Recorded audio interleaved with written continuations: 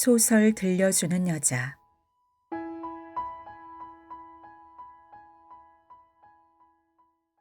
해외여행. 스콧 피츠제럴드. 1. 오후가 되자 하늘은 메뚜기떼로 시커멓게 뒤덮였고 여자 몇 명은 비명을 지르며 버스 바닥에 주저앉아 여행용 담요로 머리를 감쌌다. 메뚜기떼는 북쪽에서 내려오면서 이것저것 닥치는 대로 먹어치웠는데 이 지역에서는 대단하지도 않은 현상이었다.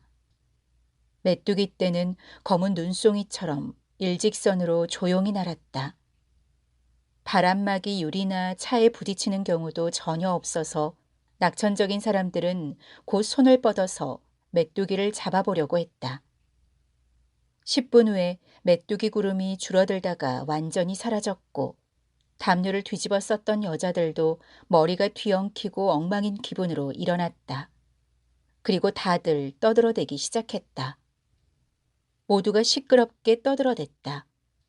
사라 사막의 한 귀퉁이에서 메뚜기떼를 관통한 다음에 아무 말도 하지 않는다면 그게 더 이상하게 보일 것이다. 스미르나게 미국인은 비스크라로 내려가는 영국인 미망인에게 아직 만나지도 못한 추장과 마지막으로 재미나 보라고 말했고, 샌프란시스코 주식시장 직원은 한 작가에게 수줍게 물었다. 당신은 작가인가요? 웰밍턴에서 온 부녀는 팀북투로 비행할 예정인 런던 출신의 조종사에게 말을 걸었다. 프랑스인 운전사조차 고개를 돌리고 크고 분명한 소리로 설명했다. 괭벌이죠. 운전사의 말에 뉴욕에서 온 수련 간호사가 신경질적으로 웃음을 터뜨렸다. 여행자들이 아무렇게나 엉키는 가운데 좀 더 사려 깊은 이야기도 오갔다. 리들 마일스 부부는 일심동체처럼 고개를 뒤로 돌리고는 뒤에 앉은 젊은 미국인 부부에게 미소를 지으며 말을 걸었다. 혹시 메뚜기가 머리칼에 붙진 않았나요? 젊은 부부가 공손하게 미소를 지었다. 아니요, 이 재난을 잘 버텨낸걸요. 그들은 아직 신혼의 즐거운 기분이 남아있는 20대의 잘생긴 부부였다. 남자는 다소 민감하고 강렬해 보였고 여자는 눈동자와 머리카락빛이 연하고 매력적이었다. 여자의 얼굴에는 그림자가 없었고 생기발랄하고 신선하면서도 사랑스럽고 자신감이 넘치고 평온해 보였다. 마일스 부부는 그들이 좋은 교육을 받았고 특히 인류 가문 출신이라는 것을 알아챘다. 그들은 지나치게 세련되거나 딱딱하지 않으면서도 타고난 과묵함을 내보였다. 그들이 남들과 동떨어진 것처럼 보였다면 그건 상대방과 같이 있는 것만으로도 충분히 두드러져 보였기 때문이다. 반면 마일스 부부가 다른 여행객들과 동떨어져서 행동했던 것은 의식적인 가면이나 사교적 태도 때문이었다. 그건 모두에게 왕따를 당하는 스미르나게 미국인이 누구에게나 들이대는 것과 마찬가지로 공공연한 사실이었다. 마일스 부부는 그 젊은 부부가 친구로 가능하다고 보았고 부부끼리만 지내는 게 지겨웠던 참에 노골적으로 접근했다. 아프리카에 와본 적이 있나요? 아주 매혹적인 곳이죠. 튀니스에 갈 예정인가요? 파리라는 특정한 환경에서 15년을 지내면서 내면적으로 어느 정도 닳고 다른 마일스 부부에게는 매력이라고 불릴 수도 있는 분명하게 선호하는 스타일이 있었다. 저녁에 부사하다의 작은 오아시스 마을에 도착하기 전에 이들 넷은 어느새 친구가 되었다. 알고 보니 뉴욕에 모두를 아는 친구까지 있었다. 그들은 트랜스 아틀란티크 호텔 바에서 칵테일을 마셨고 저녁 식사를 같이 하기로 했다. 얼마 후 젊은 켈리 부부는 아래층으로 내려갔다. 니콜은 약간 후회가 되었다. 서로 행로가 달라질 콘스탄티네에 도착할 때까지는 이제 이 새 친구들을 상당히 오래 봐야 하기 때문이었다.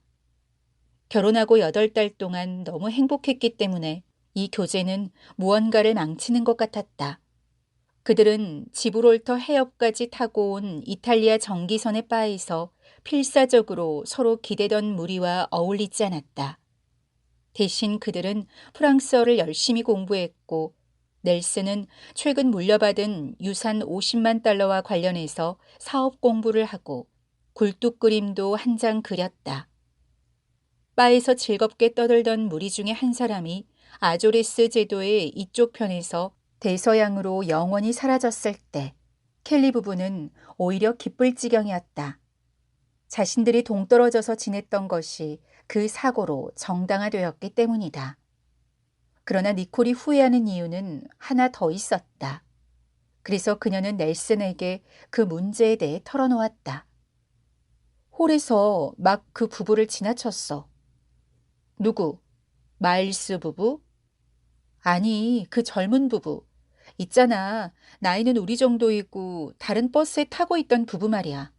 점심 식사 후에 비르라발룬 낙타 시장에서 봤던 그 근사해 보이던. 정말 근사해 보였지. 그녀가 강조했다. 매력적이었어. 남자와 여자 둘 다. 전에 여자를 만났던 적이 있는 게 분명해. 그 부부는 저녁 식사 때 식당 건너편에 앉아 있었는데 니콜은 아무래도 그들에게 눈이 쏠렸다. 그들에게도 지금은 친구가 있었다. 니콜은 지난 2달 동안 자기 또래의 그 여자에게 한 번도 말을 걸어보지 못한 게 조금 안타까웠다. 공식적으로는 세련됐지만 솔직히 말해서는 속물적인 마일스 부부와는 다른 사람들이었다. 마일스 부부는 놀랄 정도로 여러 곳을 다녀봤고 신문에서 번쩍이는 헛개비는 모두 알고 있는 것 같았다. 그들은 호텔 베란다에서 저녁을 먹었다. 하늘은 어두웠고 그들을 감시하는 낯선 신의 존재가 가득 느껴졌다. 호텔 모퉁이에서 밤은 지나치게 낯선 소리들로 이미 흔들리기 시작했다. 세네갈의 북소리, 원주민의 피리소리, 이기적이고 여성스러운 낙타 울음소리, 낡은 타이어 신발을 신고 달려가는 아랍인들의 발소리, 그리고 배화교도의 울부짖는 기도 소리까지. 이것들에 대해 종종 읽어보긴 했지만 그래도 지나치게 낯선 소리였다. 호텔 데스크에서 한 동료 여행객이 환율에 대해 직원과 지루한 논쟁을 벌였고 그 부적절한 논쟁으로 인해 남쪽으로 향하면서 계속 커져간 격리감만 더욱 증폭되었다. 마일스 부인이 허공을 떠도는 침묵을 처음으로 깨트렸다. 그녀는 밤에 푹 빠져 있는 그들을 더 이상 참지 못하고 식탁으로 끌고 왔다. 옷을 제대로 차려입을 걸 그랬어요. 정장을 하면 느낌이 달라지니까 저녁 식사가 더 즐겁죠. 영국인들은 그런 걸 알아요. 그녀의 남편이 반대했다. 여기에서 정장을 하겠다고? 왜? 아까 길에서 만났던 낡아 빠진 정장 차림으로 양떼를 모는 사람 같을 텐데. 정장을 하지 않으면 늘 여행객 같아요. 우린 여행객이 아닌가요? 넬슨이 물었다. 난 내가 여행객이라고 생각하지 않아요. 여행객이란 일찍 일어나서 성당에 가고 경치에 대해 말하는 사람이죠. 페스에서 알제에 이르기까지 알려진 장소는 전부 가보았고 영화를 보면서 발전했다고 느껴왔던 니콜과 넬슨은 자신들의 여행담이 마일스 부인에게 흥미가 없을 거라고 여겼다. 마일스 부인이 말을 이었다. 어디나 똑같아요. 중요한 건 거기 누가 있느냐죠. 새로운 장소는 아무리 좋아도 30분이면 끝이고 그 다음에는 자기 나름대로 보고 싶어 해요. 그래서 여행지도 유행을 타는 거예요. 사실 장소 자체는 중요하지 않아요. 넬슨이 반박했다. 하지만 처음에 누군가가 좋다고 했으니까 사람들이 찾게 된 거 아닌가요? 올 봄에 어딜 갈 생각이죠? 마일스 부인이 물었다. 산네모나 소렌토를 생각 중이에요. 유럽은 가본 적이 없어서요. 여러분, 나는 소렌토와 산네모 둘 다 알아요. 두 군데 다 일주일도 버티질 못할걸요. 거기에는 아주 혐오스러운 영국인들이 우글대면서 데일리 메일을 읽고 편지를 기다리고 믿을 수 없이 지루한 이야기들을 해요. 브라이턴이나 번무스에 가서 하얀 푸들과 양산을 사서 선창을 걷는 편이 나아요. 유럽에 얼마나 머물 예정인가요? 니콜이 주저하며 대답했다. 잘 모르겠어요. 아마 몇 년이 될 수도 있죠. 남편이 유산을 조금 물려받았고 우리에겐 변화가 필요했어요. 저는 어렸을 때 아버지의 천식 때문에 아주 우울한 요양원에서 몇 년을 지냈어요. 남편은 알래스카에서 모피업을 했지만 아주 싫어했고요. 그래서 자유로워지면서 해외로 나왔어요. 남편은 그림을, 저는 성악을 공부할 생각이죠. 그녀는 의기양양하게 남편을 바라보았다. 지금까지는 끝내줬죠. 마일스 부인은 젊은 여인의 옷차림을 보고 유산이 상당한 모양이라고 생각했다. 더욱이 그들 부부의 열정은 옆에 앉은 이에게도 퍼져나갔다. 부인이 그들에게 충고했다. 비아리츠에는 꼭 가봐요. 아니면 몬테카를로나. 마일스가 샴페인을 주문하며 말했다. 여기에서 근사한 쇼가 있다고 하던데요. 올레드 나일스 카페에서요. 산악지대에서 내려온 부족 소녀들인데 무용수가 되는 훈련을 받았다고 호텔 관리인이 그러더군요. 돈을 충분히 모으면 다시 산으로 돌아가 결혼한대요. 오늘 밤에 공연이 있다던데. 올레드 나일스 카페로 걸어가면서 니콜은 이 고즈넉하고 부드럽고 환한 밤에 남편과 단둘이서 걷지 못한다는 게 아쉬웠다. 넬스는 저녁 식사 때 마일스가 술을 산 데 대한 보답으로 샴페인을 샀는데 넬슨 부부는 그렇게 많이 마시는데 익숙하지 않았다. 슬픈 플루트 소리가 가까워지자 그녀는 안에 들어가지 않고 차라리 야트막한 언덕 위로 올라가고 싶었다. 언덕 위에 서 있는 하얀 이슬람 사원이 밤의 행성처럼 뚜렷하게 빛났다. 삶은 어느 쇼보다 낫다. 그녀는 남편에게 몸을 기대며 그의 손을 잡았다. 작은 굴 같은 카페 안은 버스 2대에서 내린 여행객들로 오글거렸다. 섬세하고 그늘진 눈매에 연한 갈색 피부를 지닌 코가 납작한 베르베르 소녀들이 무대에서 이미 한 명씩 춤을 추고 있었다. 그들은 면직 드레스를 입어서 남부의 흑인 유모 같았다. 느린 춤사위를 따라 무용봉 밑에 살이 출렁거렸다. 춤은 배꼽춤으로 절정에 달했는데 은으로 만든 허리띠가 심하게 흔들리고 진짜 금화가 달린 체인이 목과 팔에서 달랑거렸다. 희극 배우이기도 한 플루트 연주자는 무희들을 희화화하며 춤을 추었다. 수단 출신의 진짜 흑인이 마법사처럼 염소 가죽으로 몸을 휘감고 북을 쳤다. 허공에서 피아노를 치듯 무희들이 한 명씩 손가락을 움직이며 담배 연기 사이로 지나갔다. 겉으로 보기에는 부드러웠지만 절도 있고 정확한 동작이었다. 그 다음에 그들은 아주 나른하면서도 역시 정확한 동작으로 발을 굴렀다. 이런 움직임은 절정에 오른 선정적인 춤의 준비 동작에 불과했다.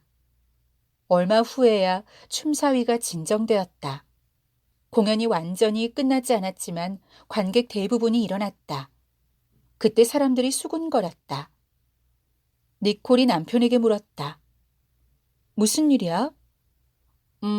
올레드 나일스족이 다소 동양적인 춤을 추는데 보석을 빼고는 거의 입지 않을 것 같아. 아, 마일스 씨가 즐겁게 말했다. 우리 모두 남기로 하죠. 결국 우리는 이 나라의 진짜 관습과 예절을 보러 왔으니까요. 정숙한 척하면서 분위기를 망칠 필요는 없어요. 남자들은 대부분 남았고 여자도 몇 명 있었다. 니콜이 갑자기 일어났다. 난 밖에서 기다릴래. 여기 있지 그래 니콜. 마일스 부인도 있는데. 플루트 연주자가 화려하게 전주곡을 불었다. 높은 단상에서 14살 정도 되어 보이는 창백한 갈색 피부의 소녀 둘이 무명 드레스를 벗고 있었다. 니콜은 정숙한 척하는 것으로 보이기 싫은 마음과 혐오감 사이에서 잠시 주저했다. 그때 젊은 미국인 여자가 얼른 일어나 문 쪽으로 걸어가는 것이 보였다. 다른 버스를 탔던 매력적인 젊은 부인인 것을 확인하고 니콜도 결단을 내리고 따라갔다. 넬슨이 서둘러 따라왔다. 당신이 가면 나도 갈래. 말은 그러면서도 주저하는 게 분명했다. 일부러 그러지 마. 밖에서 안내인과 기다리면 돼. 북소리가 시작되자 넬슨이 타협안을 내놓았다. 딱 1분만 있을게. 어떤 건지 궁금하거든. 니콜은 신선한 밤 공기를 맡으며 기다리면서 왠지 상처받은 느낌이 들었다. 넬슨이 마일스 부인이 남아있다는 핑계로 당장 나오지 않은 것에 기분이 상했다. 화가 난 그녀는 안내인에게 돌아가고 싶다고 손짓했다. 넬슨은 20분 후에 돌아왔다. 아내가 먼저 가버려 화가 난 데다 자기가 아내를 혼자 내버려 두었다는 죄의식을 숨기고 싶어서 초조해했다. 그들은 더 이상 서로를 믿지 못하고 돌연 다투고 말았다. 한참 후에 부사다에서 그 어떤 소리도 들리지 않고 시장의 유랑객들이 모자 달린 외투를 둘둘 감고 꼼짝 않고 누웠을 즈음 그녀도 그의 어깨에 몸을 기대고 잠이 들었다. 삶은 우리의 의도와 상관없이 계속되지만 누군가는 상처를 입으며 합의가 이루어지지 않을 수 있다는 설례도 생각난다. 그래도 이 같은 사랑 싸움은 상당히 오래 견딜 수 있다. 그녀와 넬슨은 젊은 시절에 외로웠다. 이제 그들은 살아있는 세계의 맛과 냄새를 원했으며 지금까지는 서로에게서 그것을 갈구했다. 한 달 후에 그들은 소렌토로 갔다. 니콜은 성악 수업을 받고 넬슨은 나폴리만 안에 새로운 것을 그려놓고 싶어 했다. 그들이 계획하고 책에서도 종종 읽어봤던 존재 방식이었다. 그러나 목가적인 휴식은 한 사람이 파티를 여는 것에 따라 매력적일 수 있다는 사실을 그들 역시 알게 되었다. 다시 말해서 한 사람이 배경과 경험, 인내를 제공하면 그에 대한 반작용으로 상대방이 어린 시절의 목가적인 평화로움을 다시 즐기는 것처럼 보인다는 것이다. 니콜과 넬슨은 나이가 너무 많은 동시에 또 너무 젊었고 또 속속들이 미국인이었다. 그래서인지 그들은 이 이국 땅과 즉각적으로 부드럽게 일치할 수 없었다. 그들은 자신들의 생명력 때문에 불안해졌다. 아직까지 그의 그림에는 방향성이 없고 그녀의 노래도 진지해질 전망이 보이지 않았다. 그들은 자기들이 이룬 바가 없다라고 말했다. 저녁은 길었고 그들은 저녁 식사 때 카프리 와인을 많이 마시기 시작했다. 호텔은 나이가 들자 좋은 날씨와 마음의 안정을 찾아 남부로 내려온 영국인 소유였다. 넬슨과 니콜은 지루한 일상에 슬슬 부하가 치밀었다. 몇 달이 지나도 어떻게 사람들은 여전히 날씨 이야기만 하고 똑같은 길을 산책하고 저녁마다 똑같은 마카로니를 먹을 수 있는 것일까? 그들은 매일이 지겨워졌고 지겨워진 이 미국인들은 어느새 흥미거리를 찾기 시작했다. 어느 날 밤에 일들이 한꺼번에 터졌다. 그들은 포도주를 곁들여 저녁을 먹으면서 이제 파리로 건너가 아파트를 구하고 진지하게 일해야겠다고 결정했다. 파리에 가면 전 세계에서 모여든 사람들과 어울리고 또래 친구들도 사귈 수 있을 것이다. 이탈리아와는 달리 모두가 강렬할 것이다. 그들은 저녁을 먹고 나서 새로운 희망에 불타 살롱에 들렀다. 그날 넬슨은 그곳의 낡고 큰 전기 피아노를 10번째로 보았는데 한번 쳐보고 싶은 마음이 들었다. 살롱 맞은편에 영국인들이 앉아 있었는데 그곳에서 그들이 유일하게 아는 사람들이었다. 이블린 프라젤 장군 부부였다. 사실 그 부부와의 관계라는 게 찰나적이고 불편한 것이긴 했다. 한 번은 켈리 부부가 수영을 하려고 실내복 차림으로 호텔 밖으로 나오는 것을 보고 그때 몇 미터나 떨어진 곳에 있던 프라젤 부인이 그들의 차림이 너무 혐오스러우니 절대로 허용해서는 안 된다고 발언했던 것이다. 그러나 전기 피아노에서 처음으로 근사한 소리가 튀어나왔을 때 부인이 보인 반응과 비교해보면 수영복 사건은 아무것도 아니었다. 피아노가 진동하면서 건반에 몇 년간 쌓였던 먼지가 털려나가자 부인은 전기 의자에 앉은 것처럼 움찔거렸다. 넬슨은 로버트 E. 리를 기다리며의 갑작스러운 소음에 스스로 깜짝 놀라 의자에 제대로 앉지도 못했는데 건너편에 앉아있던 프라젤 부인이 치마 뒷장식을 질질 끌며 달려와서는 켈리 부부를 쳐다보지도 않고 전원을 꺼버렸다. 분명하고 정당한 몸짓이라고도 그렇다고 분노한 몸짓이라고 할 수도 없는 반응이었다. 넬슨은 잠시 상황을 판단하지 못하고 주저했다. 그러나 프라젤 부인이 자기 수영복에 대해 오만하게 논평했던 것이 떠오르자 그는 부인의 옷자락이 아직도 펄럭이는 가운데 다시 악기 앞으로 가서 전원을 켰다. 이 일은 이제 국제적인 사건으로 비화되었다. 살롱에 앉은 이들의 눈이 일제히 사건의 주동자들에게 향했다. 다음에 어떤 일이 벌어질지 기다리는 시선들이었다. 니콜이 얼른 넬슨에게 달려가서 이제 그만하자고 했지만 때는 이미 너무 늦었다. 경로한 영국 부인과 한 테이블에 앉아있던 이블린 프라젤 장군이 벌떡 일어났다. 그로서는 레이디 스미스를 구조한 이후 가장 심각한 상황이 벌어진 것이었다. 터무니없어. 터무니없어. 지금 뭐라고 하셨죠? 넬슨이 물었다. 이블린 경이 중얼댔다. 이곳에서 15년이나 있었는데 이런 일은 듣도 보도 못했네. 이 물건은 손님들 즐기라고 이 자리에 마련해 놓은 걸로 아는데요. 이블린 경은 대답하기를 거부하고 무릎을 구부려 악기를 잡으려다가 그만 잘못해서 악기를 밀어버리고 말았다. 그 바람에 악기의 속도와 소리가 세 갑절쯤 빨라지고 커져서 살롱은 아수라장이 되었다. 이블린 경은 군인답게 경로했고 넬슨은 미친 사람처럼 웃음을 터뜨리기 직전이었다. 곧 호텔 매니저의 듬직한 손이 그 문제를 해결해 주었다. 악기는 뜻밖의 낯선 소음 때문인지 잠시 떨다가 꾸르륵 하고 멈추더니 깊은 침묵을 지켰다. 이블린 경이 매니저를 바라보며 말했다. 내 평생 이런 어처구니 없는 사건은 처음이네. 내 아내는 악기를 껐는데 저자가 경이 처음으로 넬슨을 악기와 구별해서 말했다. 저자가 다시 켰네. 여긴 호텔의 공공장소이죠. 그리고 이 악기는 분명 사용하라고 있는 겁니다. 넬슨이 반박했다.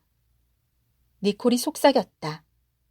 괜히 싸움에 말려들지 마. 나이 드신 분들이잖아. 그러나 넬슨이 말했다. 사과를 해야 한다면 그건 분명 나에게 해야지. 이블린 경은 매니저에게 위협적인 시선을 던지며 그가 자신의 의무를 다하기를 기다렸다. 매니저는 이블린 경이 15년이나 호텔에 상주했다는 사실을 떠올리고 굽신거렸다. 저녁에는 악기를 연주하는 관례가 없습니다. 손님들은 각자 자기 테이블에서 조용히 지내죠. 미국 애송이들이란 이블린 경이 받아쳤다. 좋습니다. 우리가 내일 이 호텔에서 떠나죠. 넬슨이 말했다. 그들은 이 사건의 반동이자 이블린 프라젤 경에 대한 항의로 파리 대신 몬테카를로로 갔다. 둘이서만 지내는 것도 이제 실증이 나던 참이었다.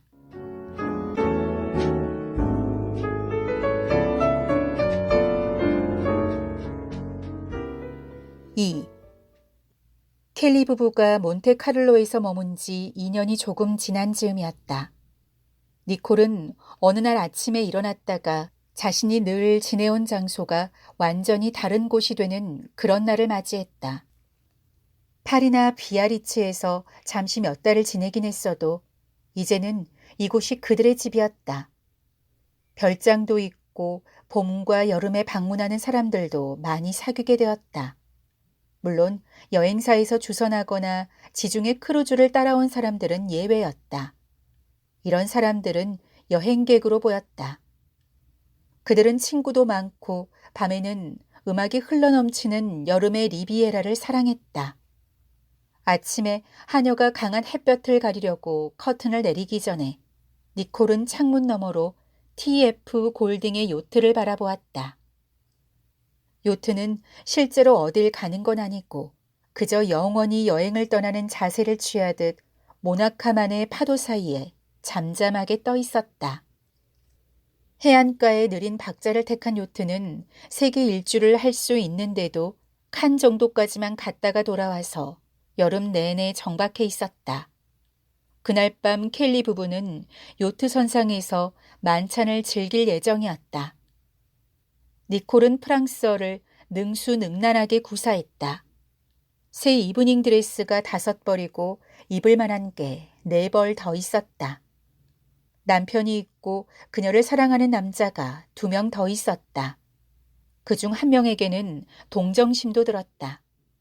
그녀는 얼굴도 예뻤다. 10시 30분에 그녀는 3번째 남자를 만날 예정인데 그는 해를 입히지 않는 방식으로 그녀를 이제 막 사랑하게 된 남자다.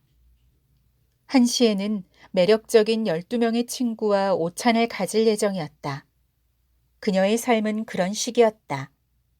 니콜은 환한 블라인드를 바라보며 생각했다. 난 행복해.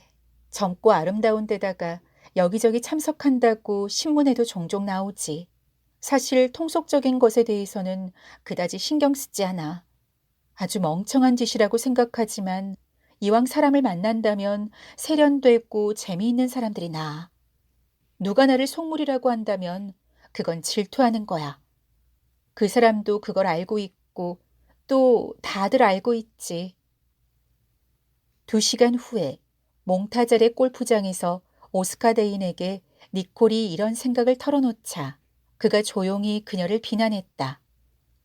천만에 당신은 그저 늙은 속물이 되어가는 중이야. 당신이 만나는 그 술주정뱅이들이 재미있다고?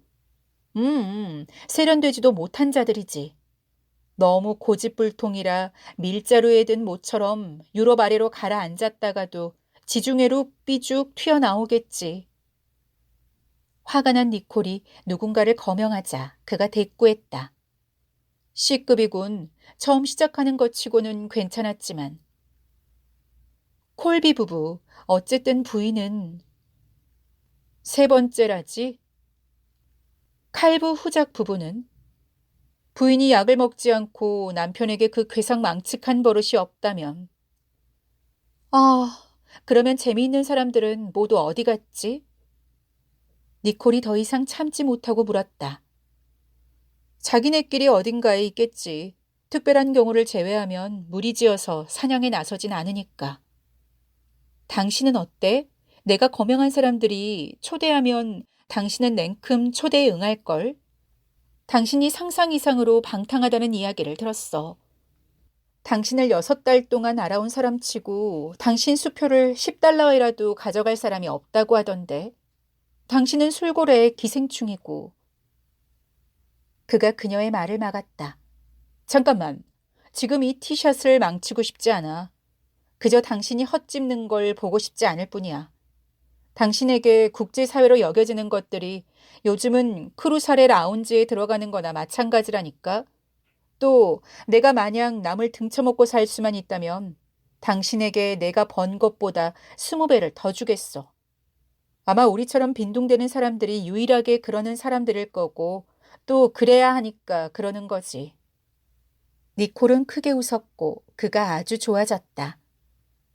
또 그의 손톱 칼과 뉴욕 헤럴드 당일자를 오스카가 들고 갔다는 걸 알면 넬슨이 얼마나 화를 낼지 궁금해졌다. 후에 니콜은 오찬을 준비하기 위해 집으로 운전해 가면서 생각했다. 어쨌거나 우리는 곧 여기에서 빠져나갈 거고 좀 더 진지해지고 아기도 가질 거야. 이 마지막 여름이 끝나면. 그녀는 꽃가게에 들렀다가 한 젊은 여자가 꽃을 한아름 안고 나오는 것을 보았다. 그 젊은 여자가 화려한 색깔 너머로 자기를 힐끗 쳐다볼 때 니콜은 그녀가 아주 세련된 데다가 낯이 익다고 느꼈다.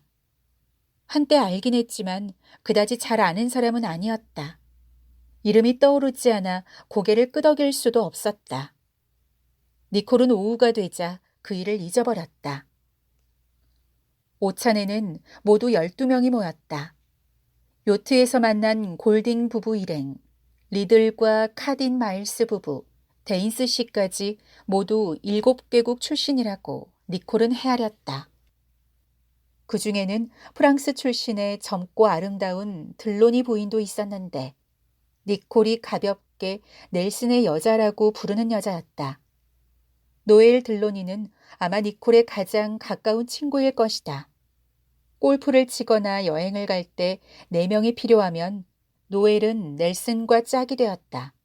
그러나 니콜은 오늘 노엘을 넬슨의 여자라고 농담조로 소개하면서 혐오감을 느꼈다. 니콜은 오찬 때 큰 소리로 말했다. 넬슨과 나는 여기를 떠날 거예요. 그러자 모두 자기네도 떠날 거라고 했다. 누군가가 말했다. 영국인들에게는 괜찮은 일이죠. 일종의 죽음의 춤을 추는 셈이니까. 곧 파멸할 요새에는 세포위 병사들이 수문을 지키고 있고 소란스럽죠. 춤출 때 얼굴을 보면 알 수 있어요. 그건 강렬함이죠. 그들은 그걸 알고 원할 뿐 어떤 미래도 보지 않죠. 그렇지만 당신네 미국인들은 방탕한 시간을 즐겨요. 초록색 모자건 구겨진 모자건 무엇라도 쓰고 싶다면 언제나 고개를 약간 기울여야 해요. 우리는 완전히 떠날 거예요. 니콜은 단호하게 선언하면서도 마음속에서 무언가가 저항한다고 느꼈다. 정말 유감이야. 아름답고 푸른 바다와 이 행복한 시간. 그 다음은 뭘까? 그저 긴장이 완화되었다고 받아들였을까? 이에 대답하는 것이 넬슨이 해야 할 일이었다. 그는 아무 성과도 내지 못한 데 대한 불만감을 폭발시키고 둘을 위한 새로운 삶으로 뻗어가야 했다. 아니면 새로 희망을 갖고 삶에 만족하거나 그건 그가 남자로서 지켜야 할 비밀이었다. 모두 잘 가요. 근사한 점심 식사였어요. 완전히 떠난다는 거 잊지 말아요. 나중에 만나요. 손님들은 각자 자기의 차를 향해 걸어갔다. 술을 마셔서 불쾌해진 오스카만 니콜과 함께 베란다에 남았다. 그는 자신이 수집한 우표를 보여주려고 어떤 여자를 초대한 일에 대해 쉬지 않고 수다를 떨었다. 니콜은 갑자기 사람들이 지겨워져 혼자 있고 싶었다. 그녀는 그의 말을 잠시 듣다가 오찬 테이블에 놓인 유리 꽃병을 들고 프렌치 창문을 지나 그늘지고 어두운 집 안으로 들어갔다. 수다를 떠는 그의 목소리가 계속 그녀의 뒤를 따라왔다. 베란다에서 여전히 오스카의 독백 소리가 들릴 때 니콜은 첫 번째 방을 가로질렀다. 그때 옆방에서 다른 목소리가 들리기 시작했다. 그 목소리는 오스카의 목소리와 예리하게 엇갈려 나왔다. 아, 또 키스해줘. 그 목소리가 잠시 멈추었다. 니콜도 얼어붙은 것처럼 멈추었고 베란다의 목소리만 가끔씩 침묵을 깨트렸다. 조심해. 니콜은 노엘 들로니의 희미한 프랑스식 억양을 알아챘다. 조심하는 것도 지겨워. 어쨌든 그들은 베란다에 있으니까. 아니, 늘 만나던 장소가 더 나아. 자기, 사랑하는 자기야. 베란다에서 오스카 데인의 목소리가 서서히 잦아들다가 멈추었다. 그러자 니콜은 마비에서 풀려나듯이 한 걸음을 떼었지만 앞으로 가려던 건지 뒤로 가려던 건지 알 수 없었다. 복도에서 그녀의 하이힐 소리가 나자 옆방에 있던 두 사람이 재빠르게 떨어지는 소리가 들렸다. 니콜은 안으로 들어갔다. 넬슨은 담배에 불을 붙이는 중이었고 노엘은 등을 돌린 채 의자에 놓였던 모자와 지갑을 찾는 모양이었다. 니콜은 들고 있던 유리 꽃병을 던졌다. 분노보다는 맹목적인 공포감으로 인해 꽃병을 자신에게서 밀쳐낸 것이었다. 굳이 누구를 겨냥했다면 그건 넬슨이었겠지만 자신의 감정이 그 무생물에도 스며들었는지 꽃병은 그를 지나쳐서 막 고개를 돌리던 노엘 들로니의 머리와 얼굴을 정통으로 가격했다. 넬슨이 외쳤다. 이런. 노엘은 그녀가 서 있던 앞의 의자에 천천히 앉아서 손으로 얼굴 옆을 조심스레 가렸다. 꽃병은 두꺼운 양탄자에 떨어졌지만 깨지지 않았고 꽃만 사방에 떨어졌다. 조심해. 노엘 옆에 서 있던 넬슨이 어떻게 되었는지 보려고 그녀의 손을 얼굴에서 떼어내려 했다. 노엘이 프랑스어로 속삭였다. 이 액체가 피야? 넬슨이 그녀의 손을 억지로 떼어내고는 숨가쁘게 소리쳤다. 아니, 그냥 물이야. 그러더니 막 방으로 들어온 오스카에게 콘약 좀 가져와 라고 외치더니 니콜에게 당신 바보야? 당신은 미쳤어 라고 소리 질렀다. 니콜은 가쁘게 숨을 내쉴 뿐 아무 말도 하지 않았다.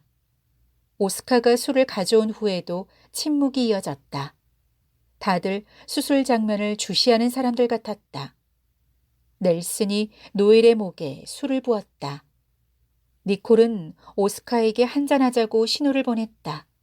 술 없이는 침묵을 깨기가 두렵다는 듯이 다들 브랜디를 마셨다. 노엘과 넬슨이 동시에 입을 열었다. 당신이 내 모자를 찾아준다면 일은 정말 바보 같고 당장 가겠어요. 한심해 난. 모두 자신을 바라보자 니콜이 말했다. 노엘의 차를 문 앞에 대기시켜요. 오스카가 얼른 나갔다. 넬슨이 걱정스럽게 노엘에게 물었다. 의사에게 가보지 않아도 되겠어? 집에 가고 싶어. 차가 떠난 후에 넬슨이 안으로 들어와서 브랜디를 한 잔 더 따랐다. 그의 표정에 긴장감이 파도처럼 넘쳐났다. 니콜은 그것을 보았고 또한 그가 최대한 그걸 이용하려 한다는 것도 알아챘다. 당신이 왜 그런 짓을 했는지 알고 싶어. 아니, 가지 말게, 오스카. 그는 그 이야기가 사방으로 퍼져나갈 거라고 생각했다. 어떤 이유로? 입 닥쳐.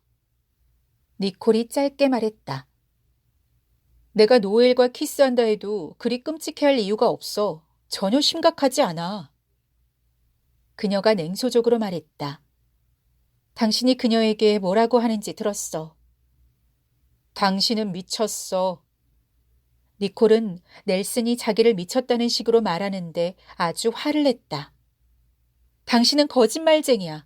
내내 공정한 척하고 또 내일에는 그렇게 까다롭게 굴더니만 결국 내 등 뒤에서 놀아났어. 저 어린... 그녀는 욕설을 퍼부었고 그런 다음에 더욱 화가 나서 그의 의자로 돌진했다. 넬슨은 이 갑작스러운 공격을 막으려고 재빨리 팔을 들어올렸다가 그만 손으로 그녀의 눈을 쳤다. 그녀는 10분 전의 노엘처럼 손으로 얼굴을 가리면서 바닥에 쓰러져 울었다. 너무 지나친 거 아닌가? 오스카가 소리쳤다. 넬슨도 인정했다. 그래, 그런 것 같아. 자네는 베란다로 나가서 진정 좀 하게. 오스카는 니콜을 소파에 앉히고 옆에 앉아 그녀의 손을 잡고 말했다. 진정해, 진정해.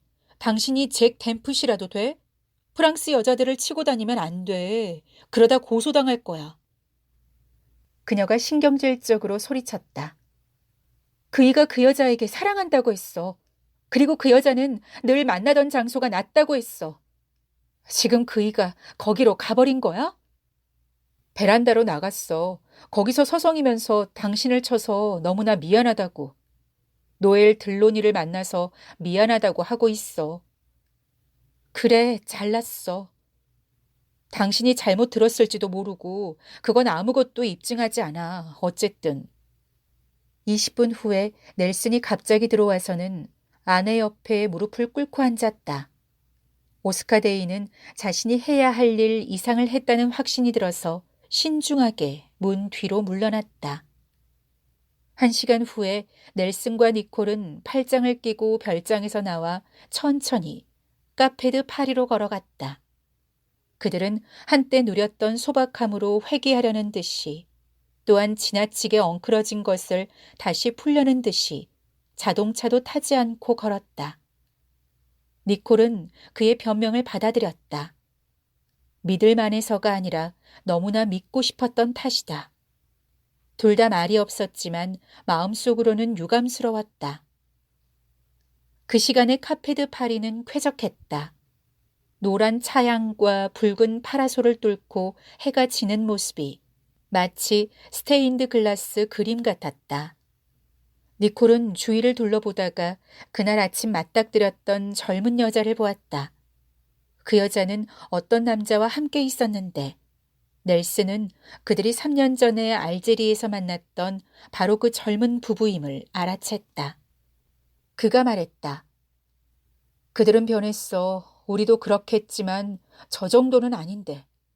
표정도 거칠고 남자는 알코올 중독인 것 같아. 중독성은 언제나 어두운 곳보다 밝은 곳에서 드러나지. 저 여자는 여기식으로 표현하자면 유행의 모든 것이지만 여자의 표정에도 거친 구석이 있군. 난 저 여자가 좋은데. 가서 그때 그 부부냐고 물어볼까? 그러지 마. 그러면 우리도 외로운 관광객 같을 거야. 저들은 일행이 있을 텐데. 그때 한 무리의 사람들이 그들의 테이블로 와서 앉았다. 얼마 후에 니콜이 물었다. 넬슨, 오늘 밤은 어때? 그런 일이 있었는데 우리가 골딩스에 갈 수 있을까? 그럴 수 있을 뿐만 아니라 그래야 해. 우리도 없는데 그 이야기가 돈다면 아주 짜릿한 소문거리를 주는 셈이 될 거야. 어, 도대체 무슨 일이야? 카페 건너편에서 눈에 거슬리는 격렬한 소란이 벌어졌다. 한 여자가 소리를 지르자 한 테이블에 앉았던 사람들이 모두 벌떡 일어나서 우왕좌왕했다. 그러자 다른 테이블에 앉았던 사람들도 모두 일어나서 앞으로 몰려갔다. 켈리 부부는 그들이 바라보던 여자의 얼굴을 잠시 보았다. 분노로 일그러지고 창백한 얼굴이었다. 니콜은 공포에 질려 넬슨의 소매를 잡아당겼다. 나가자. 오늘 밤은 더 이상 못 참겠어. 집에 데려다줘. 모두 미친 거야? 넬슨은 집으로 돌아가면서 니콜의 얼굴을 쳐다보고는 흠칫 놀랐다. 결국 그들은 골딩스의 요트에 가서 저녁을 먹지 못할 것이다. 니콜의 눈에 든 멍은 눈에 잘 띄고 분명했다. 11시까지는 사방의 화장품을 아무리 덕지덕지 바르더라도 어쩔 도리가 없으리라. 그는 가슴이 철렁했고 집에 갈 때까지 아무 말도 하지 않아야겠다고 다짐했다.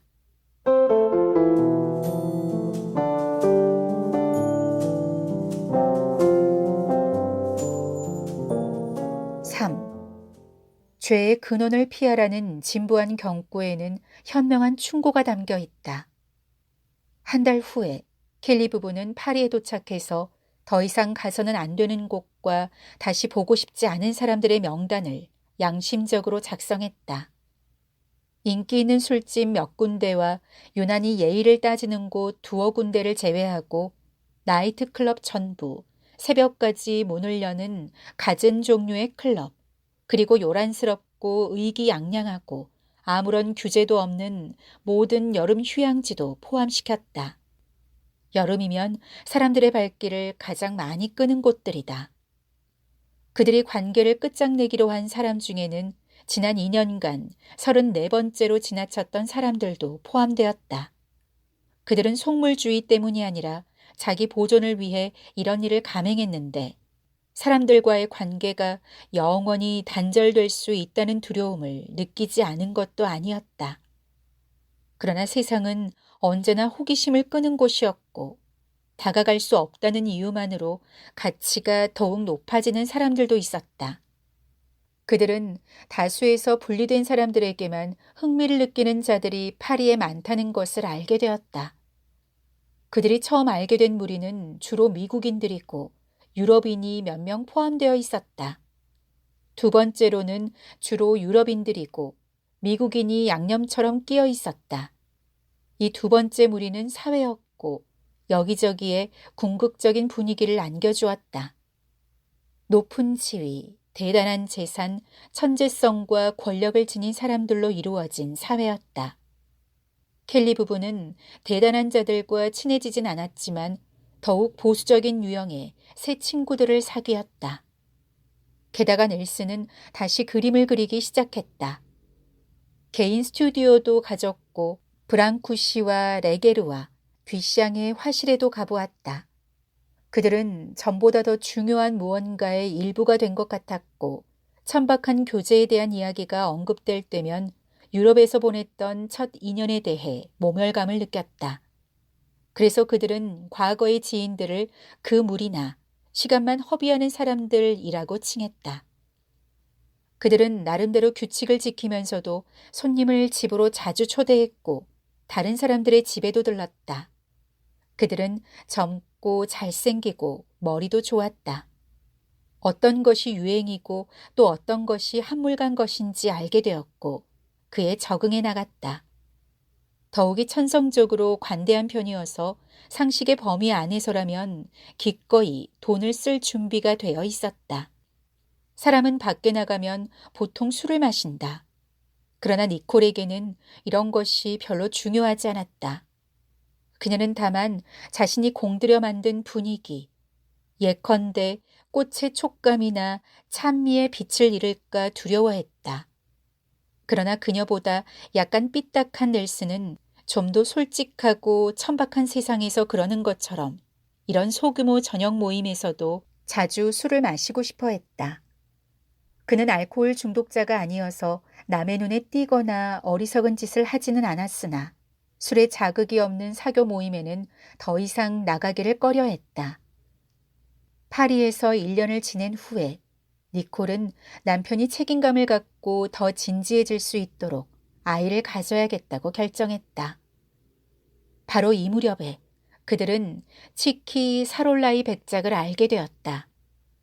백작은 오스트리아 궁정의 매력적인 유물과 같은 존재로 재산도 없고 허세를 부리지도 않았지만 프랑스의 사교계나 재계에서 꽤 탄탄한 입지를 얻고 있었다. 그의 누이는 드라클로 드롱델 후작 부인이었는데 후작은 오래된 가문의 귀족일 뿐만 아니라 파리에서 성공한 은행가였다. 솔직히 말해서 치키 백작은 여기저기 돌아다니면서 오스카 대인처럼 기식하는 편이었지만 차원이 달랐다. 백작은 주로 미국인들에게 기대었다.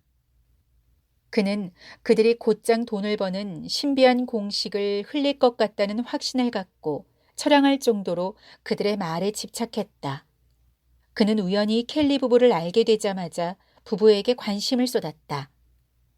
니콜이 임신한 동안 그는 늘 그들의 집에 찾아와 미국의 범죄, 속어, 재정, 예절 등 무엇에나 끊임없이 흥미를 보였다.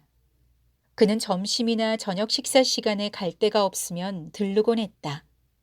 그리고 감사하다는 무언의 표시로 자기 누이에게 니콜을 방문하라고 말했고 이 일로 니콜은 아주 기분이 우쭐해졌다. 니콜이 입원한 동안 백작이 그들의 아파트에 머물면서 넬슨의 친구가 되어주기로 했다. 둘은 만나면 늘 술이었기 때문에 니콜로서는 그다지 내키지 않는 일이었다. 그러나 이 일이 결정된 날에 백작은 센강의 이름 높은 운하 유람선 파티를 자기 매체가 주최할 거라는 소식을 가져왔다. 켈리 부부 역시 초대를 받았는데 파티는 다행히도 분만 예정일에서 3주 뒤로 잡혀 있었다. 결국 니콜이 아메리칸 병원에 이송되었을 때 치키 백작이 집으로 들어왔다. 태어난 아이는 사내애였다. 니콜은 사람들이며 그들이 가진 지위며 가치를 잠시 잊고 지냈다. 그녀는 심지어 한때 자기 역시 속물이었다는 사실에 놀라워했다. 하루에 8번씩 자신의 젖가슴 앞에 대령하는 이 신생아와 비교하면 다른 모든 것들이 시시해 보였기 때문이다. 니콜과 아기는 2주 후에 아파트로 돌아왔지만 백작과 그의 시종은 계속 머물렀다. 이즈음 켈리 부부는 백작이 자신의 매체가 주최하는 파티 때까지만 머물 거라고 생각하고 묵인하고 있었다. 그래도 아파트는 비좁았고 니콜은 백작 일행이 떠났으면 싶었다. 그러나 이왕 사람들을 만나야 한다면 최고여야 한다는 그녀의 오래된 생각은 드라클로 듀롱델 부부에게 초대되는 것으로 구체화되었다. 파티가 거행되기 전날이었다. 니콜이 긴 의자에 누워있을 때 백작이 그의 입김이 들어간 것이 분명한 파티 절차에 대해 설명해 주었다. 파티에 온 사람들은 미국식으로 칵테일 2잔을 마셔야만 승선할 수 있어요. 그게 바로 입장권인 셈이죠. 생제르망처럼 세련된 곳에 사는 사람들은 칵테일을 마시지 않는 줄 알았는데요. 아, 우리 가문은 아주 현대적이라 미국식 관습도 많이 받아들였죠. 어떤 사람들이 오나요? 전부 다요. 파리의 모든 사람들. 니콜의 눈앞에서 명사의 이름들이 날아다녔다. 다음 날, 그녀는 담당 의사의 진료를 받다가 결국 파티 이야기를 꺼내고 말았다. 의사의 눈에 놀라움과 차마 믿을 수 없다는 표정이 엿보이자 그녀는 다소 기분이 언짢았다. 의사가 물었다. 내가 제대로 이해했나요? 내일 당신이 무도회에 갈 거라고 말했다고 이해한 게 맞나요? 네, 그래요. 그러면 안 되나요? 그녀가 머뭇거렸다. 친애하는 부인, 앞으로 2주 동안 집 밖으로 나가면 안 돼요.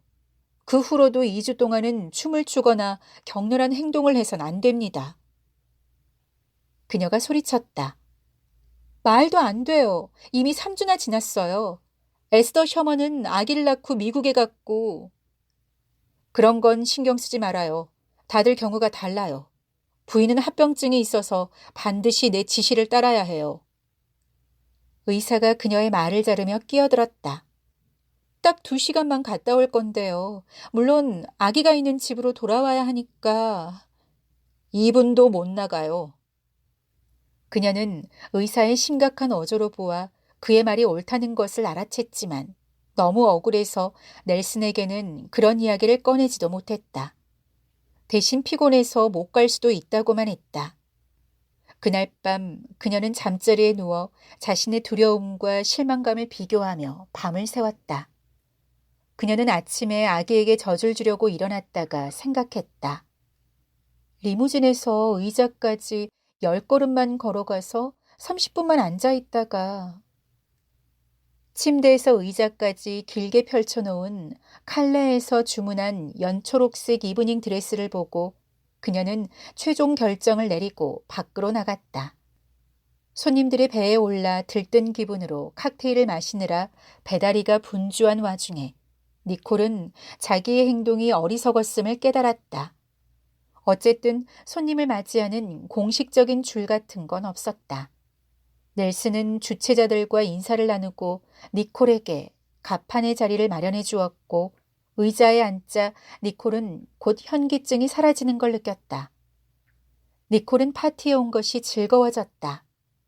배에 걸린 희미한 불빛의 랜턴들과 파스텔 빛깔의 다리와 어둑어둑한 샌강에 반사된 별빛이 한데 섞여 아라비안 나이트에 나오는 아이의 꿈속 같았다. 제 방에는 무슨 일인지 궁금해하는 관중들이 모여들었다. 샴페인이 술병들의 훈련처럼 소대별로 이동했고 위층 갑판에서는 소란스럽지도 위압적이지도 않은 음악이 케이크에 설탕 장식이 흘러내리듯 떠돌았다. 니콜은 미국인이 자기들 말고도 또 있다는 걸 알게 되었다. 갑판 맞은편에 몇 년 동안 보지 못했던 리들 마일스 부부가 보였다. 그 무리 중에 일부이던 다른 사람들까지 보이자 니콜은 약간 실망했다. 이 파티가 후작의 최고의 파티가 아니라면 그녀는 어머니가 집에서 보낸 두 번째 날들을 기억했다. 그녀는 옆에 있던 백작에게 유명 인사들을 알려달라고 부탁했다. 그러나 그녀가 아는 유명 인사에 대해 묻자 백작은 그들이 파리에 없다거나 나중에 온다거나 올 수 없다는 식으로 애매하게 답변했다. 니콜은 건너편에서 몬테카를로의 카페드 파리에서 보았던 여자도 본 것 같았지만 확신할 수 없었다. 거의 감지할 수 없을 정도로 미약한 배의 흔들림에 다시 현기증이 났던 것이다. 그래서 그녀는 넬슨에게 집에 데려다 달라고 했다. 물론 당신은 바로 다시 여기로 오면 돼. 난 곧장 잘 테니까 기다릴 필요 없어. 넬슨은 유모에게 부인을 부탁했다. 그녀가 2층으로 올라가자 유모가 따라와 얼른 옷을 갈아입도록 도와주었다. 너무 피곤해. 내 진주 귀걸이를 치워줄래요? 니콜이 부탁했다. 어디로요? 화장대의 보석 상자에. 잠시 후에 유모가 말했다. 보석 상자가 없는데요. 그러면 서랍에 있겠지. 유모가 화장대를 샅샅이 뒤졌지만 아무런 소득이 없었다. 당연히 거기 있어야 하는데. 니콜은 일어나려 했지만 너무 피곤해서 뒤로 나자빠졌다. 다시 좀 찾아봐요. 전부 다 거기 있어. 어머니의 유물 전부와 내 약혼 예물도. 죄송합니다, 켈리 부인. 설명하신 물건이 이 방 안에는 없어요. 하녀를 깨워요. 하녀는 아무것도 몰랐다. 그러나 니콜은 하녀를 끈질기게 신문 조사한 끝에 하녀가 뭘 아는지 밝혀냈다. 니콜이 외출하고 30분 후에 사롤라이 백작의 시종이 그의 가방을 들고 밖으로 나갔다는 것이다. 니콜은 갑자기 몰려드는 고통이 너무 극심해서 몸까지 비틀었다. 의사가 급작스레 불려와서 옆자리를 지켰고 넬슨은 그로부터 몇 시간은 지난 후에야 집으로 돌아온 것 같았다. 그는 시체처럼 창백한 얼굴에 미친 사람처럼 눈을 번득이며 곧장 그녀의 방으로 들어왔다. 당신은 어떻게 생각해? 그가 거칠게 물었다가 의사를 보고는 다시 물었다. 무슨 일이야? 넬슨, 아파 죽겠는데 보석 상자가 사라지고 치키의 시종도 사라졌어. 경찰에게도 알렸어. 치키라면 그자가 어디 있는지 알지도. 그가 천천히 말했다. 치키는 다시는 이 집에 오지 않을 거야. 그게 누가 주최한 파티였는지는 알아? 누구 파티였는지 아냐고. 그가 웃음을 터뜨렸다. 그건 우리 파티였어. 우리 파티였다고 알아듣겠어? 우리가 주최한 파티였어.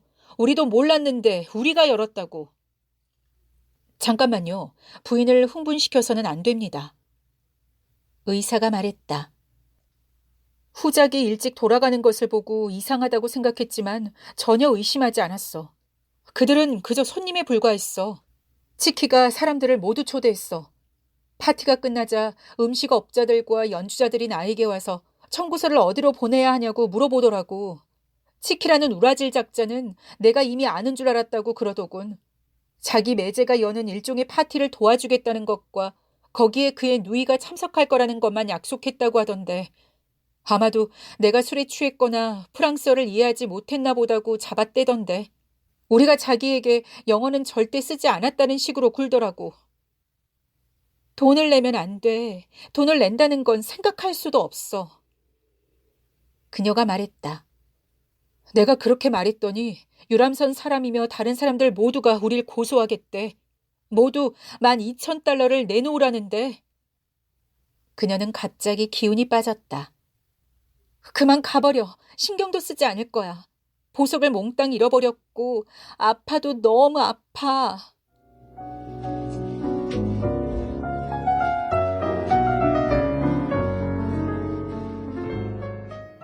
4. 이것이 해외여행의 이야기인데 지리적인 요소를 무시해서는 안 된다. 켈리 부부가 북아프리카, 이탈리아, 리비에라, 파리와 그 사이의 여러 곳을 방문한 후에 결국 스위스로 간 것은 놀라운 일도 아니다. 스위스는 일어나는 일은 별로 없고 많은 일들이 끝나는 나라이다. 과거에 여러 곳을 찾아다닐 때는 선택의 요소가 있었지만 그들은 스위스에 꼭 가야 했다. 결혼하고 4년이 지난 어느 봄날에 그들은 유럽 중심부의 호수에 도착했다. 산을 뒤로하고 평온하고 쾌적한 목가적인 언덕이 펼쳐졌고 물은 엽서에 나오는 것처럼 푸르렀다. 수면 아래로는 유럽 구석구석에서 여기까지 끌려온 모든 비참함이 흐르는 탓에 다소 음산해 보였다. 피로에 지쳐서 회복되기 힘들고 죽어야 할 운명이다. 이곳에도 학교들은 있고 햇볕이 잘 드는 양지에서는 젊은이들이 물을 튕긴다. 보니바르의 지하 감옥과 칼뱅의 도시가 있고 밤만 되면 바이런과 셸리의 유령이 어두운 물가를 떠돈다. 그러나 넬슨과 니콜 부부가 찾아온 제네바호는 요양원과 휴양 호텔뿐인 황량한 곳이었다. 그들을 늘 따라다니던 불행한 운명 아래에 존재하는 깊은 동정심 때문인지 부부는 동시에 건강이 나빠지기 시작했다. 니콜은 연달아 2번이나 수술을 받고 호텔 발코니의 침대에 누워 천천히 회복되기 시작했고 넬슨은 3km 정도 떨어진 병원에서 황달 때문에 목숨을 걸고 투병했다. 29살의 남은 힘으로 버티긴 했지만 앞으로 몇 달은 조용히 살아야 했다. 유럽에서 즐거움을 찾아 나선 하고 많은 사람들 중에서 왜 자기들이 이런 불행을 맞아야 하는지에 대해 그들은 종종 생각해 보았다. 우리 삶에 사람들이 너무 많았어.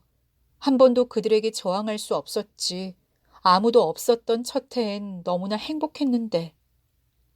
넬슨이 말했다. 니콜도 동의했다. 다시 우리만 남는다면 우리끼리 삶을 만들어갈 수 있을 거야. 노력해보자. 그러자 여보. 두 사람 다 진심으로 친구가 필요한 날도 있었지만 그들은 상대에게 그 사실을 숨겼다. 그들은 비만인, 마약 중독자, 장애인 등 호텔을 채운 온갖 국적의 사람들 중에서 흥미로운 사람을 찾아보기도 했다. 그들로서는 새로운 삶이었다. 매일 의사 2명이 찾아오기를 기다리거나 파리에서 우편물과 신문이 도착하기를 기다렸고 마을 언덕을 산책하거나 호숫가의 울적한 휴양지를 케이블카를 타고 올라가 보기도 했다. 휴양지에는 카지노와 잔디 해변과 테니스 클럽과 관광버스들도 있었다. 그들은 타우크니츠 문고판과 노란 표지에 에드거 월러스도 읽었다. 매일 일정한 시간에 아기가 목욕하는 것을 보았고 일주일의 사흘은 저녁 식사 후에 라운지에서 교향악단이 피곤해하면서도 끈기 있게 연주하는 것을 들었다. 그게 다였다. 호수 건너편에 포도 덩굴로 덮인 언덕에서 쾅 소리가 날 때도 있었다. 우박을 머금은 구름을 포격하면 포도밭에 폭풍이 오지 않도록 예방할 수 있었기 때문이다. 구름이 빠르게 떨어졌다. 처음에는 하늘에서 떨어지다가 나중엔 산에서 쏟아져 내리면서 경류로 변해 도로며 돌도랑을 요란하게 씻어내렸다. 그럴 때면 하늘은 어두컴컴하고 무시무시했고 거친 번개가 번쩍이면서 세상을 쪼갤 것 같은 천둥이 내리쳤다. 산산조각으로 갈라진 구름들이 호텔 너머 바람을 향해 달아났다. 산과 호수는 완전히 사라졌고 요동과 혼란과 어둠 속에서 호텔만이 몸을 웅크렸다. 그런 폭풍우 중이었다. 문이 저절로 열리면서 비바람이 몰아쳤고 켈리 부부는 몇 달 만에 처음으로 아는 얼굴을 보았다. 그들은 신경쇠약에 걸린 다른 환자들과 함께 1층에 앉아 있다가 새로운 두 사람을 보았다. 남자와 여자였다. 알제에서 처음 만난 이후로 여러 번 엇갈린 부부였다. 넬슨과 니콜은 입 밖으로 말을 내진 않았지만 같은 생각을 했다. 마침내 여기, 이 황량한 곳에서 그들을 알아야 한다는 것이 무슨 운명 같았다. 상대 부부 역시 모호한 태도로 그들을 눈여겨보고 있었다. 그러나 무언가가 켈리 부부를 붙들었다. 그들의 삶에 사람들이 너무 많다고 막 불평하지 않았던가. 후에 폭풍이 잦아들어 소리 없는 비로 변했을 때 니콜은 유리로 된 베란다에 있는 여자의 옆에 있게 되었다. 그녀는 책을 읽는 척하면서 여자의 얼굴을 자세히 들여다보았다. 여자는 탐문하고 계산하는 듯한 얼굴이었다. 눈은 영리해 보였지만 그 속엔 평화가 없었다. 단 한 번의 시선으로도 사람들을 훑으면서 평가할 수 있는 그런 눈이었다. 끔찍한 이기주의자로군. 니콜은 그 여자가 마음에 들지 않았다.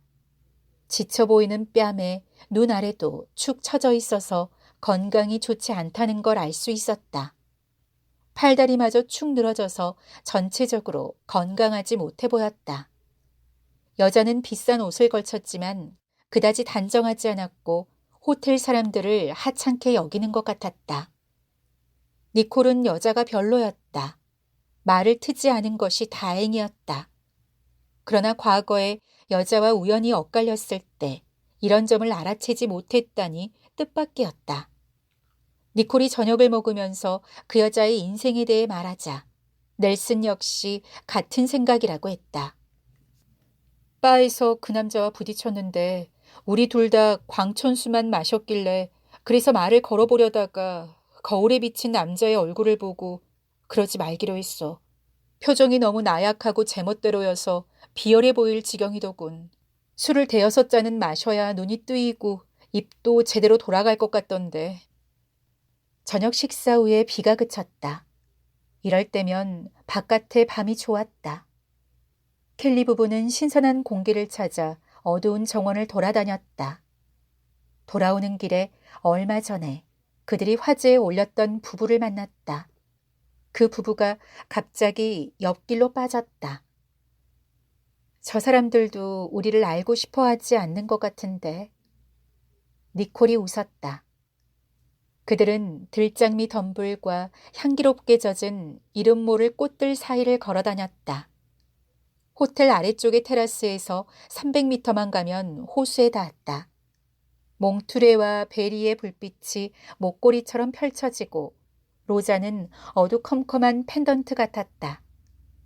호수를 가로질러 희미하게 반짝이는 불빛은 에비앙과 프랑스였다. 아래쪽 어디에선가 아마도 카지노에서 댄스 음악 소리가 크게 들렸다. 미국 노래 같았다. 몇 달 만에 미국 노래를 들으니 멀리에서 벌어지는 일에 메아리 같았다. 알프스의 파노라마 경치 너머 물러나는 폭풍의 후위인 검은 구름띠 위로 달이 떠오르고 호수도 밝아졌다. 음악과 먼 불빛은 희망 같았고 아이들이 사물을 바라볼 때의 매혹적인 거리 같았다. 넬슨과 니콜은 자신들의 삶이 그와 같았던 때를 마음속으로 돌이켜보았다. 니콜이 그의 팔을 잡으면서 가까이 끌어당겼다. 다시 모든 것을 가질 수 있어. 노력해봐요, 여보. 그녀가 속삭였다. 두 개의 어두운 형체가 옆쪽의 그림자 속으로 들어와 아래의 호수를 내려다보자 니콜은 멈칫했다. 넬슨이 니콜에게 팔을 두르고 그녀를 끌어당겼다. 니콜이 말을 이었다.